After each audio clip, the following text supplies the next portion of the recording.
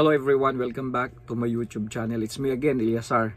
At ipagpatuloy natin ang usaping merchandising. Ayan, so kung naalala nyo yung nakarang video natin, nagbibigay ako ng kahulugan kung ano man ang ibig sabihin ng salitang intro para sa aking sariling understanding.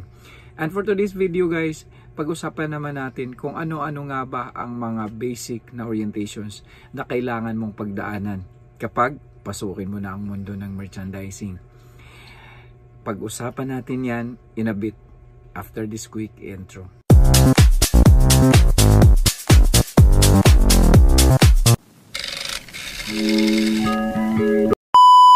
And now, back for the topic.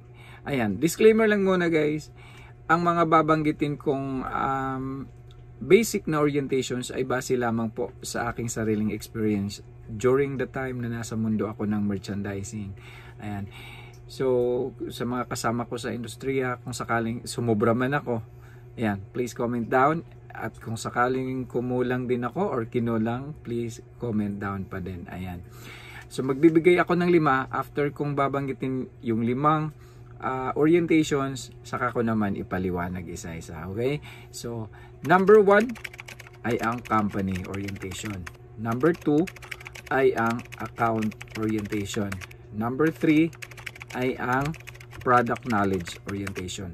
Number 4, the outlet orientation. And number 5 is the turnover orientation. Okay? So ngayon, ipaliwanag ko naman isa-isa.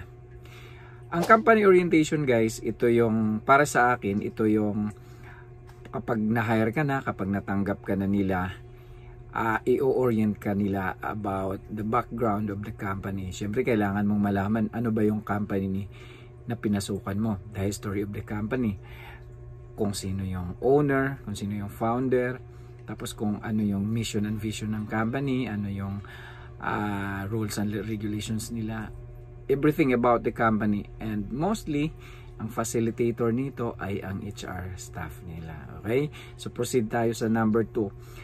Ang number 2 guys is the account orientation. Ito yung ina-assume ko na ang company or ang agency na in-applyan mo na nag-hire sa iyo ay maraming company or account na hinahawakan, multiple accounts.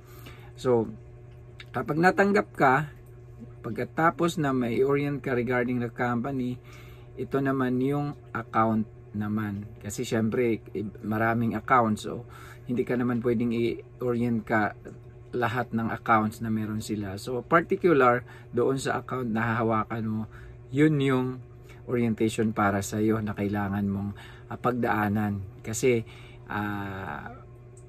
for you to be aware kung ano man yung demand ng client. Kasi, iba-ibang account, iba-ibang client din yan. Okay? That is the number 2. Number 3 is the product knowledge orientation. After mong malaman yung demand ng client para sa number 2, ngayon naman, kailangan mong malaman kung ano yung proper handling ng produkto mo, lalo na kung pagkain yan. If you're handling food, kailangan sasabihin nila sa iyo, i-orient ka nila kung halimbawa,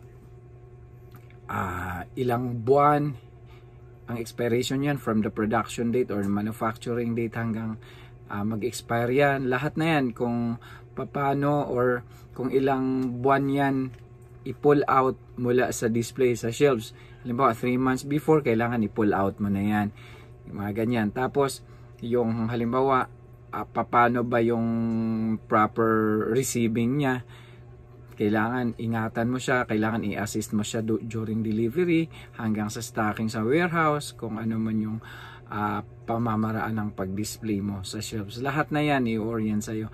Kasi napakahalagang may alam ka sa produktong hawak mo, lalo na kung may magtatanong na customer, kung nasa supermarket ka na or grocery, kung saan ka i-assign para masagot mo kung ano yung mga inquiry ni customers. Alright? So proceed tayo sa number 4. None other than the outlet orientation. Alright?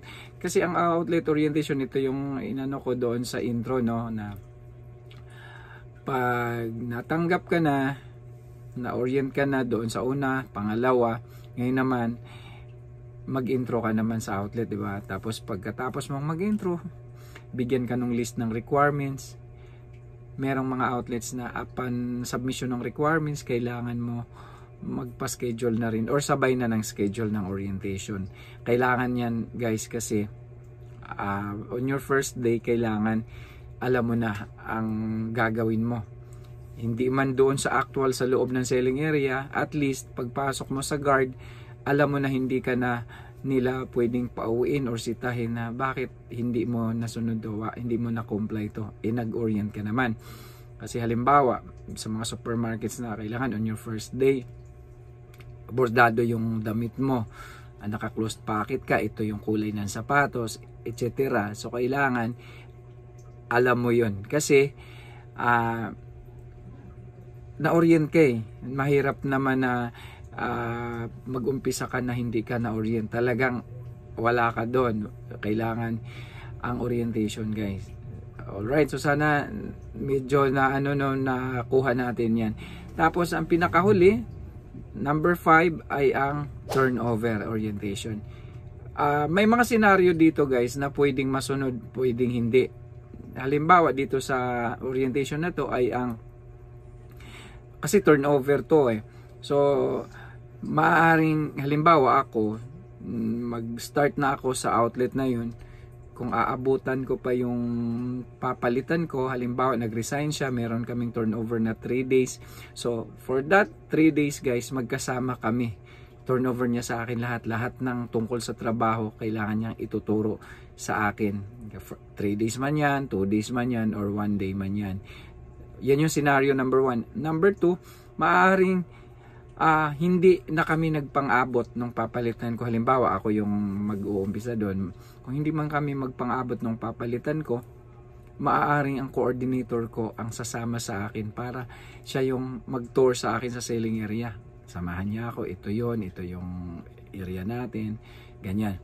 So, maaari din naman na kung wala doon sa una at pangalawang senaryo, na mag-umpisa ako na ako lang. Kung hindi ko na inabot yung papalitan ko or yung coordinator ko hindi available, ako na lang mag-isa.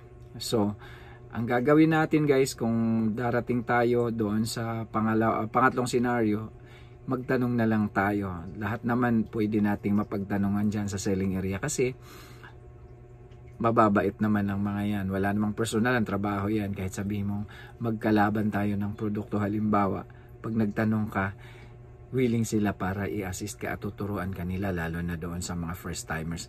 Huwag ka lang mahiyang magtanong sa kanila.